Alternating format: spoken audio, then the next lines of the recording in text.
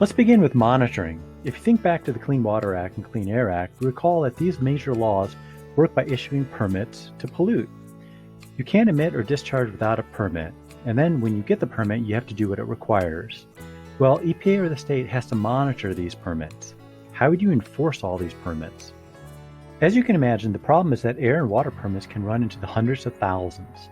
For example, the Clean Water Act alone regulates more than 400,000 point source discharges involving hundreds of different pollutants. So how do we know if the permittee is meeting the limits? The use of EPA inspectors to check these facilities is available, but this is time-consuming and costly to test so many samples. So the EPA relies on self-monitoring and self-reporting. Under the Clean Water Act, for example, the permittees are required to self-report their discharges in a discharge monitoring report. Enforcement hinges upon the truthful compliance with the discharge monitoring report. If a permittee reports an exceedance in a DMR, then EPA, the state, or a citizen can seek enforcement action. If EPA finds out a permittee has falsified a DMR, it prosecutes reporting violations vigorously as criminal violations. EPA inspects DMRs by periodically visiting facilities, but these visits must be announced ahead of time. Still, EPA has uncovered instances of fraud with monitoring, reporting, and record keeping. Of course, if water samples downriver from a regulated facility report exceedances, EPA will likely conduct inspections of nearby facilities.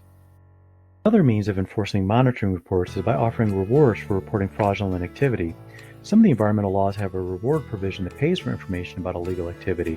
For example, a group of tourists on a cruise ship were awarded $250,000 for videotaping a cruise ship illegally dumping waste at sea. Under the Clean Air Act, to improve emissions monitoring and reporting, the law requires the use of a continuous emission monitoring system, or CEMS. The most widely used type of CEMS is one in which a sample of gas is continuously drawn from the process point, filtered, transported, and presented to a gas analysis, which measures, records, and stores the data. EPA prosecutes facilities that have breakdowns in their CEMS as a possible form of tampering. As an incentive to keep CEMS working properly, EPA assumes the emissions are at their highest level during outages of the CEMS, and when violators are caught, the EPA will impose even more stringent monitoring controls, such as a live video feed of the facility. The use of self-audits is another important compliance tool. A self-audit is where a regulated entity identifies its own violations.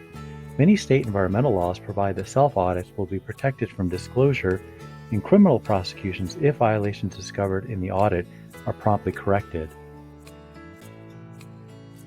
In some cases, states will use evidence of self-audits and voluntary disclosures to mitigate fines.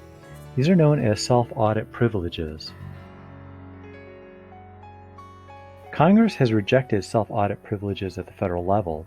Their rejection is based on the belief that immunity would severely undermine compliance incentives and that an audit privilege would permit companies to use self-audits as dumping grounds for incriminating information to shield against its use in subsequent prosecutions.